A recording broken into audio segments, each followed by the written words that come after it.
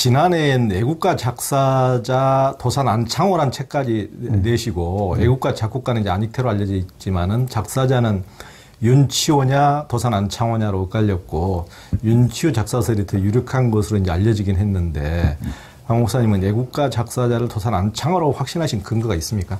있죠. 우선 윤치호를 이렇게 기워진 거는 원래 1955년에 미국에서 출판사에서 이제 백과사전에 실린다고 애국가 작사자하고 작곡자, 작곡자는 뭐 안익태로 알려져 있고 작사가가 누구냐 이렇게 물어봤을 때 문교부에서는 처음에는 주변에 이렇게 자문을 얻어가지고 안창호라고 결론을 내리고 통보하려고 했어요. 그래가지고 그거를 신문에 자랑스럽게 애국가 작사자는 안창호라고 이렇게 전하기로 했다. 그렇게 해서 신문에 나왔는데 윤치호 유족 쪽에서 그거 아니다 이렇게 반론을 제기한 거야. 근데 그걸 기점으로 해가지고 이제 1955년에 이 애국가 작사자 조사위원회가 이제 구성되고 그랬는데 문제는 이제 그때 국사편찬위원회는 문교부 산하에 있었고 또 대통령은 이제 이승만인데 이승만이 그 1955년은 이제 4.4.5 개헌을 하고 54년에 54년 11월 4.4.5 개헌을 하고 영구 집권을 획책할 때예요. 그렇죠. 55년도면은 국부로서 그러면서 성균관대 총장인 김창숙 선생이 아주 대쪽 같은 사람이 그렇죠. 있어가지고 심 선생님. 이 근처에 묘소가 있으시잖아요. 김창숙 선생이 다쪽같이 해서 민주화와 민족 통일을 내세우면서 이승만을 비판했거든. 그 김창숙은 정말 자유당하고 이승만이 앞장서 가지고 자유당하고 친일파 유학자들을 앞세워가지고 물리 강제적으로 끌어내려 버려요. 성균관대학에서. 근데 애국가 작사자 문제는 더 중요한 문제지. 이승만 입장에서는. 왜 그러냐면은 안창호는 이승만이나 이동이나 다 이렇게 민족 통일의 입장에서 같이 가자는 입장이고 자기랑 생각이 달라도 협력하고 손잡고 가려고 애를 쓴 사람이고 그래서 이승만이 뭐 필요하다고 그러면은 지원을 다 해줬어요. 언제나 협력하고. 근데 이승만은 자기 조직을 강화하고 자기 재정을 확보하기 위해서는 모든 것을 다 자르거나 분열시켜버린 거예요. 그러니까 공조직을 다 해체시켜버렸어요. 분열시켜버렸어.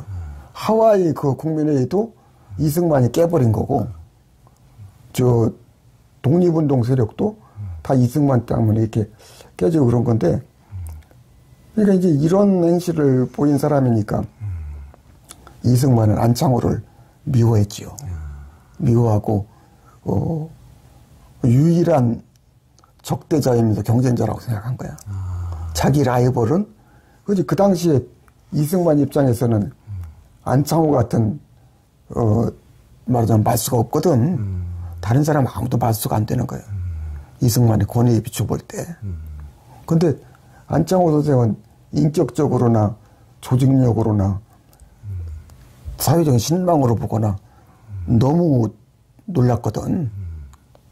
너무 놀라워. 그러니까 이제 계속해서 이승만은 뒤에서 음해를 하는 거야. 저 야심가다. 그리고 지역 파벌을 조장하는 놈이다. 이런 식으로 해가지고 심지어는 24년경에 1924년에 도산 선생이 미국으로 들어가려고 하는데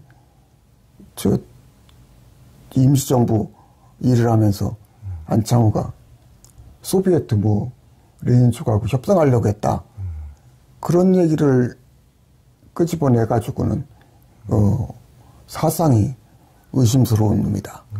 또는 노동운동가다. 노동운동은 실제로 한 거지.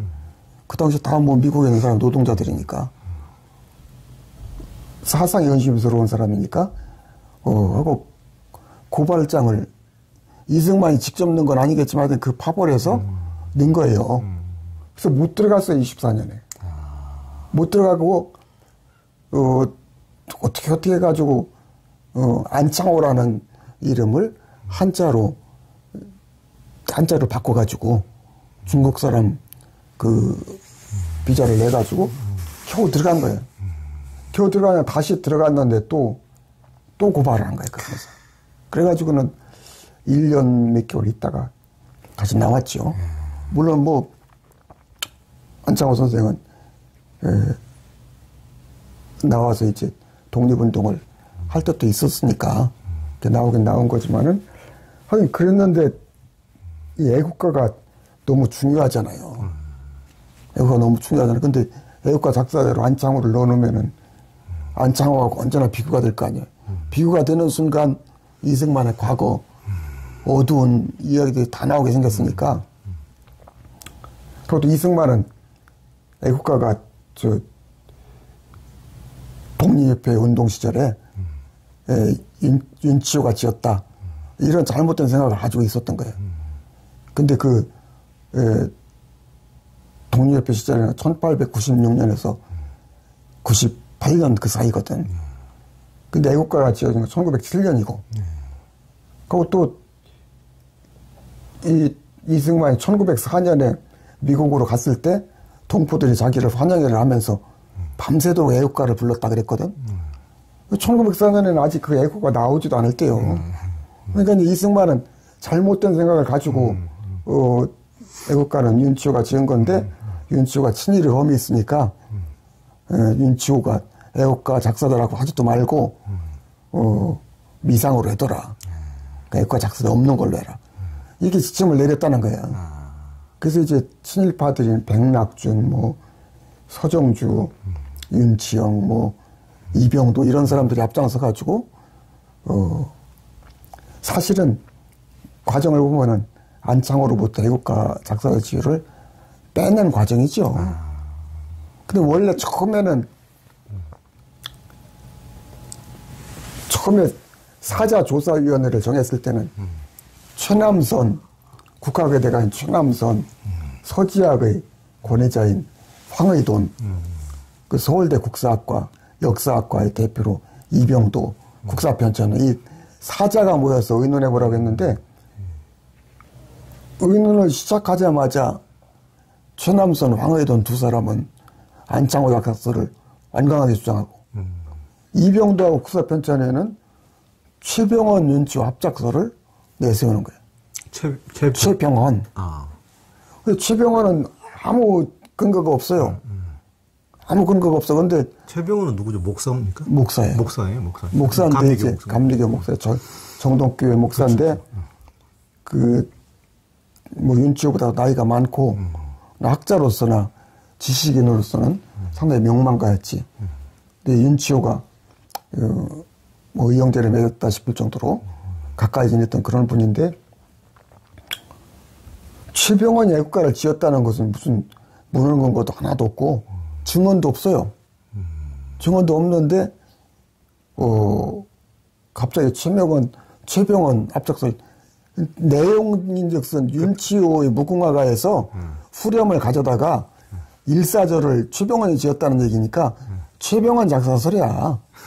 최병헌 작사설을 주장한 거야. 근데 도대체 이렇게 문헌 증거도 없고 증거는 없지만은 이승만이 그 교회 다녔을 겁니다, 아마. 최병헌 목사교회. 그렇지. 그건 있지. 근데 이제 이병도나 국사편찬하니까 실증주의자들이거든. 근데 실증주의자들이 아무 근거가 없는 최병헌설을 어떻게 주장했나? 내 의문은 그건 거야.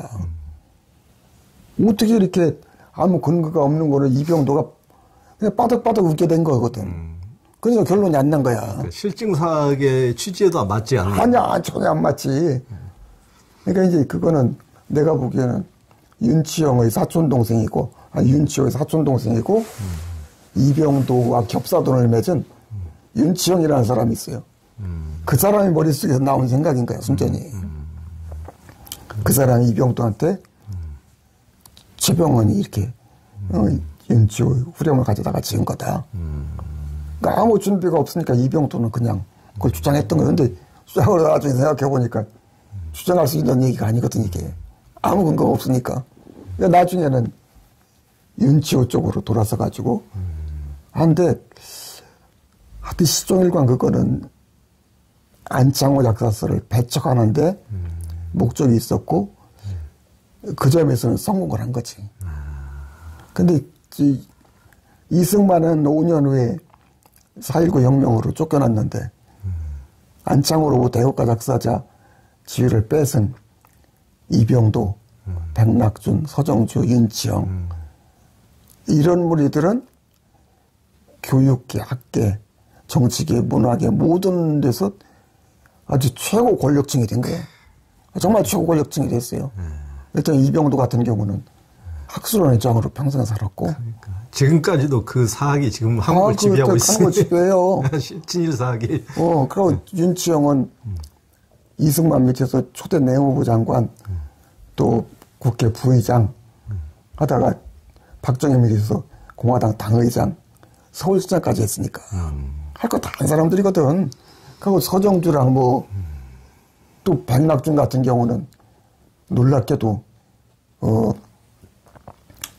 4.19 나고 나서 오히려 참의원 선거 나와가지고 전국 최다 득표를 해요. 참의원 의장이 돼. 그러니까 1968년에는 독립운동자 서훈심사위원으로 백낙준과 이병도가 들어가요. 참, 친일파들이 독립운동가들 심사 참 말도 안 되는 게. 그러니까 안창호로부터 애국가 작사자 지위를 빼앗은 주역들이 우리 학계나 정치계나 사회를 주름 잡은 거지. 잡은 거고. 근데 이제 그거보다 더 중요한 거는 애국가라고 하는 거는 정말 이게 좋은 노래거든. 그렇죠. 왜냐면은 동해일과 백두산이 마르고 닳도록 하는 간절하고 사무친 심정을 우리 민족에게 주는 거 아니에요. 이런 간절한 심정과 염원을 가지고 사는 민족은 그 민족은 죽지 않거든. 그렇죠. 그렇잖아요. 아니 동해일과 백두산이 마르고 닳도록 사는 정신이 있는 건데. 그렇죠.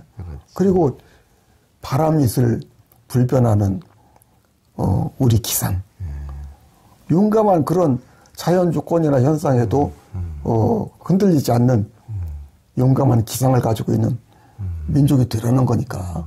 또 가을 하늘, 높고 구름 없는 밝은 달 같은 고결한 높은 뜻과 정신을 가지라는 거고, 괴로우나 즐거우나 나라 사랑하자는 거니까 괴로우나 즐거우나 우리가 더불어 사는 세상을 만들어가자는 거니까 이렇게 고결하고 심오하고 위대한 이 애국가가 어디 없잖아요. 다른 노래들은 다 전쟁통에서 죽고 죽이자는 거거든. 응? 너 죽고 나 살자는 거야 다. 그렇죠. 네. 그런 노래 아닌 거 없어. 그런 애국가 불러가지고는 절대로 세계 평화 안 옵니다. 예.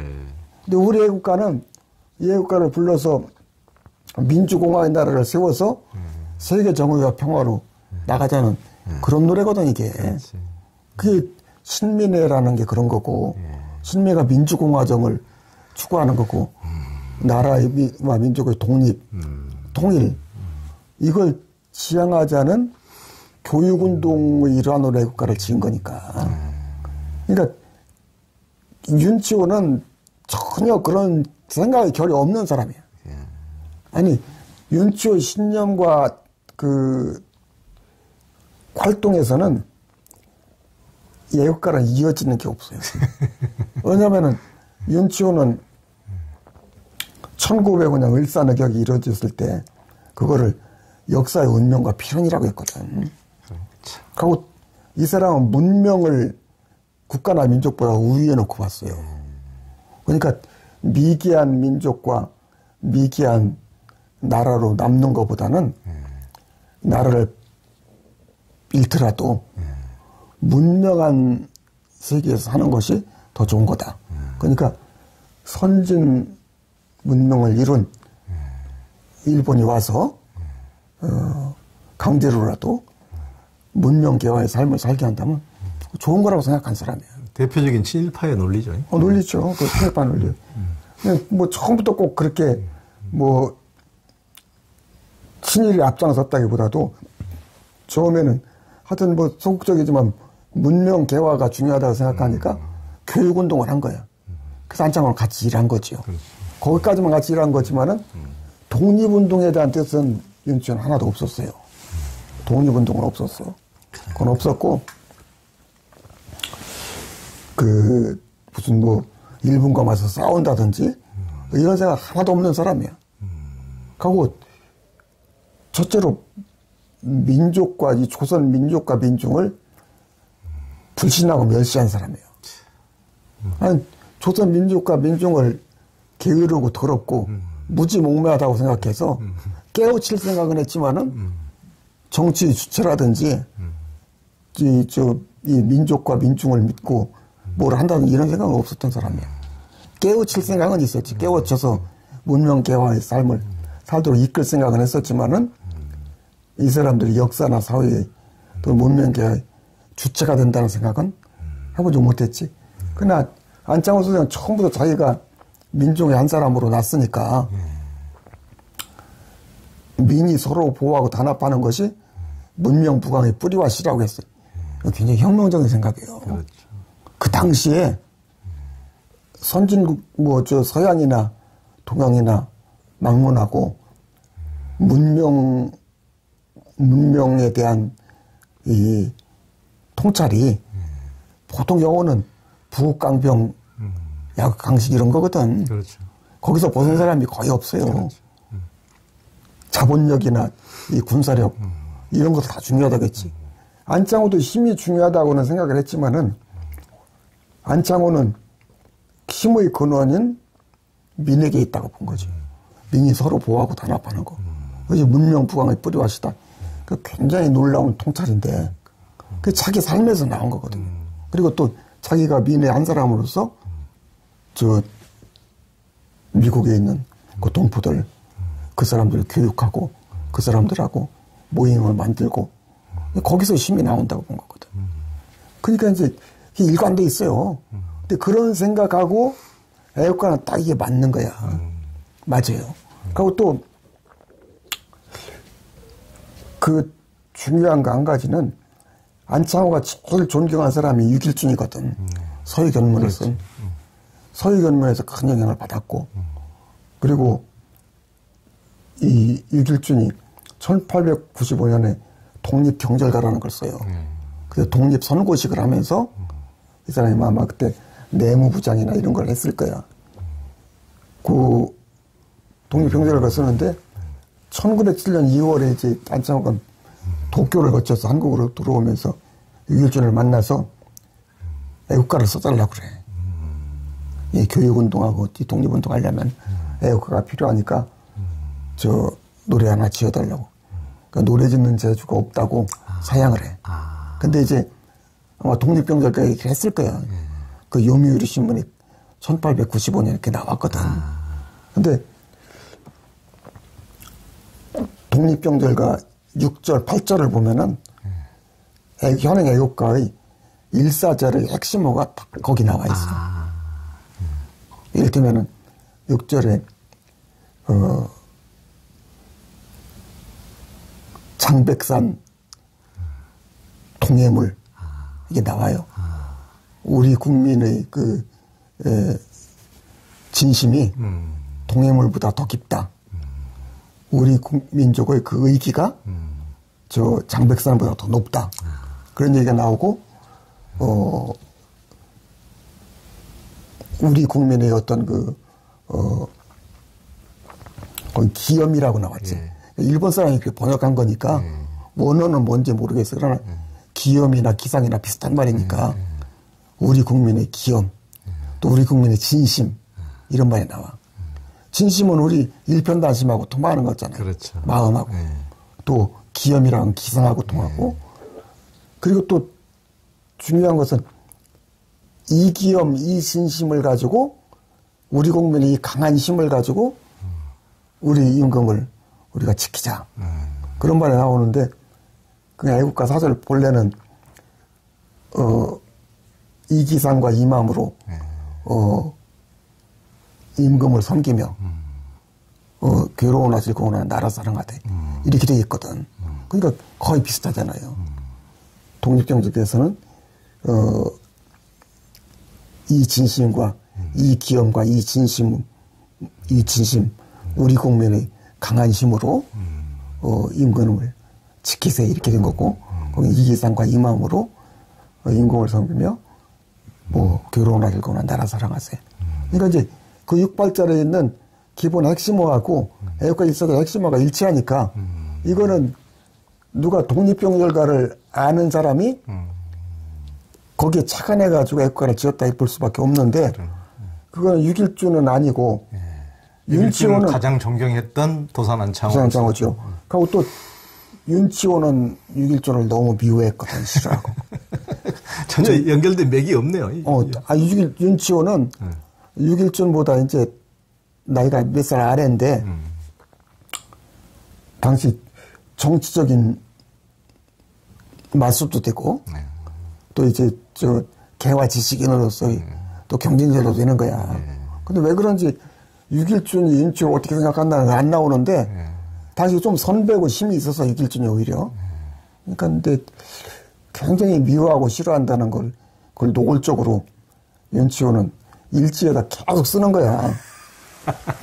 6.1준 나쁜 놈이라는 얘기 계속 쓰고 있어. 쓰고 심지어는 민비 시해 사건의 배후에 6.1준이 반드시 있다 이렇게 확신을 했어. 그것도 일지에 다 써놓고 있거든.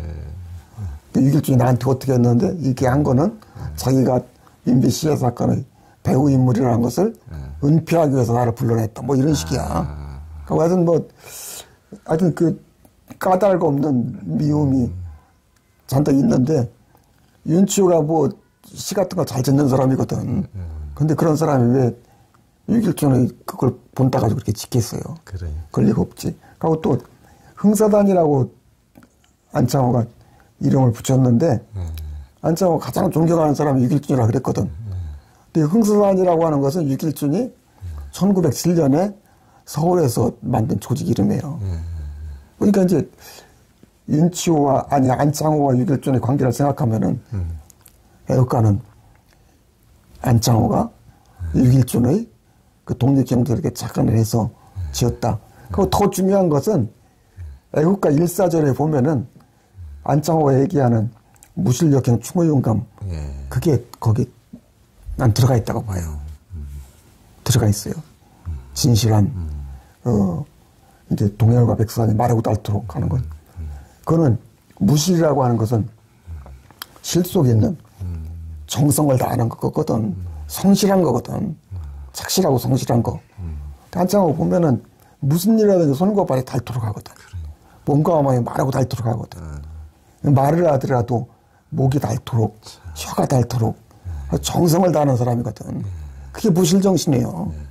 그리고 2절에 그 바람이 있을 불편함은 우리 기상이라고 했는데 그건 용감한 거지. 용감.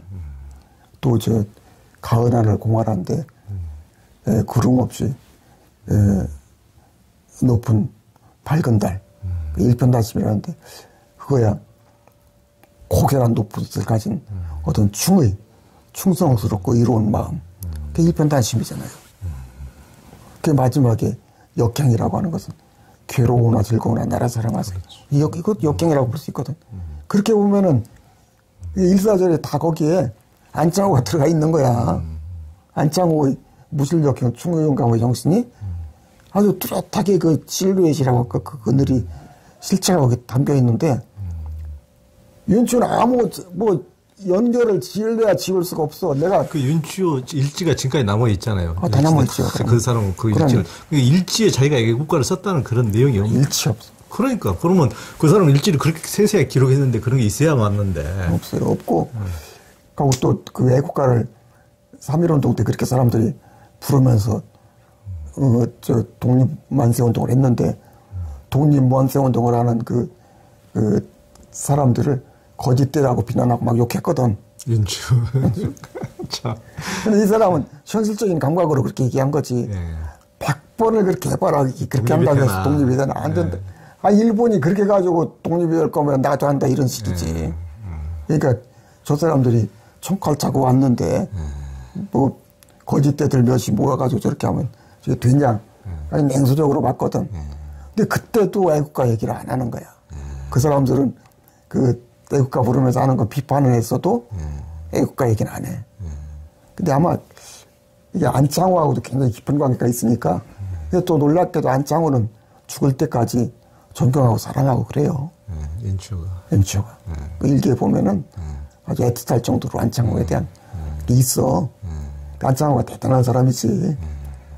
독립운동의 또 대표라고 할 수 있는데 친일파의 대표인 그런 사람하고 그 벽 사이에서도 그걸 넘어서 서로 그런 신의를 이렇게 신의 관계를 맺을 수 있다는 게 안창호의 특장이죠. 그 서재필이라는 사람이 안창호 죽었을 때 와가지고 자기가 독립운동가 가운데 안창호를 가장 위대한 인물로 보는데 그렇게 보는 이유 중에 하나가 안창호는 자기하고 다른 사람도 생각이 다른 사람도 친구와 동지로 삼아서 같이 일하는 고매한 인격을 가진 지도자다. 그렇더군요. 네. 그러니까 자기는 안창호 같은 사람이 정치를 해서 대통령이 되면 좋겠다고 생각을 했다. 이승만과는 정반대가. 정반대 인물이. 그러니까 서재필이 가깝다고 그러면 이승만이랑 가까웠거든. 가까웠는데 이승만에 대해서는 뭐라고 얘기했냐면 이승만은 공부하는 걸 좋아하고 박사 받았으니까 공부하는 거 좋아하고 가르치는 거 좋아하니까 교육에 종사하면 좋겠다. 그런 놈이 교육하면 뭐 어디겠어. 서재필도 둘러서 얘기를 한 거죠. 그래서 서재필 같은 사람이 보기에도 안창호는 위대한 거야. 그러니까. 그러니까 이제 그 3.1운동 때 안창호가 굉장히 큰 역할을 했고, 이제 3.1운동 직후에 상해에서 임시정부가 이제 만들어졌고, 거기에 임시정부를 만들 때 이제 어떻게 보면 바닥작업, 조직작업을 안창호가 굉장히 주도적으로 했는데, 거기서 그 이제 도산 안창호가 대통령 이승만, 총리 이동희를 옹립해서 둘을 어깨에 메고 내가 가겠다고. 그러니까 양쪽으로 이제 뭐 이동희는 그저 공산 사회주의 그렇죠. 상해공산당을 이끌었지. 그러니까 이쪽은 완전히 이제 우익이고 우익 좌익을 다 어깨에 메고 이제 민족 화합 통일을 이루겠다. 그런 거죠. 이제 그렇게 한 건데, 그러니까 저들의 약점을 다 나보다 다 아는 사람도 없고 다 알긴 하지만 이제 그렇게 했다고 이제 전제는 깔긴 깔았지만은 그 이승만의 인간 댐댐이가 엄청나게 화근이 될 거를 알았을 법도 한데. 아니, 근데, 알았다고 하더라도, 대안이 없는 거예요. 그럴 때면 차장들은 이승만하고 관계 끊자 그러는 거거든? 끊자 그러는데, 당장 끊으면 어떻게 되냐? 이승만은 미국에서 정부 또 만든다는 거야. 이게 상해 임시정부라고 하는 게 굉장히 취약한 거예요. 북경에 가서는 벌써 신채호 같은 사람도 그렇고, 박용만도 그렇고, 그 상해 임시정부 비판하는 사람들은 다 나가서 임시정부 욕하고 있거든. 구심점이 이게 없는 거야. 겨우겨우 그냥 안창호가 이렇게 끌어안고 있는데 그 안에서도 보면은 뭐 이시영이니 또 이동영이니 안창호로서는 선배지만은 안창호가 너무 끔찍하게 이렇게 받들고 다 이렇게 하니까 얼기설기 이렇게 되는데 속으로는 주도권이 안창호에 가 있으니까 우리가 그런 경험이 없는 거예요. 말하자면 서로 다른 사람이 모여가지고 단합해서 어떤 일을 이루어내는 정치적인 조직 운영의 경험이 아무도 없었던 거지. 안창호만 오로지 밑바닥에서 조직 운동을 하고 이 사람들하고 어울려 지내고 회의를 어떻게 하고 이런 훈련이 돼 있는 사람들이고 다른 사람들은 다 그런 민주적인 어떤 지도력을 발휘할 수 있는 그런 훈련 일체 없는 사람들이죠. 그러니까 조선조 말 당파 싸움과 구한말과 이제 일제 초기에 우리 민족을 갈갈이 찢어놓는 서로 싸우게 하는 그것에 그냥 그게 다 이제 거기서도 드러나는 거죠. 그렇죠. 갈갈이 찢어서 이제 서로 우리끼리 물고 뜯고 그렇게 나라 잃은 상황에서도 참 그런 상황에서도 그걸 그래도 그나마 3.1 독립운동하고 임시정부를 꾸려가는 것은 참 대단한, 안창호 같은 사람이 있었기 때문에 그나마.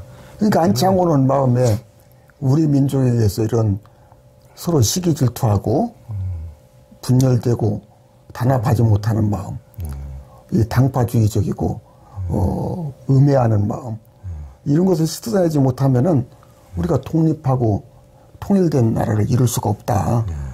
그런 생각을 하니까 단순히 정치적인 어떤 노력을 하는 거 이전에 우리 민족을 깨끗하게 하는, 개조를 했는, 나부터 깨끗하게 하는, 우리 서로 깨끗해지는 그런 생각과 그런 노력을 언제나 동시에 한 거죠. 그렇죠.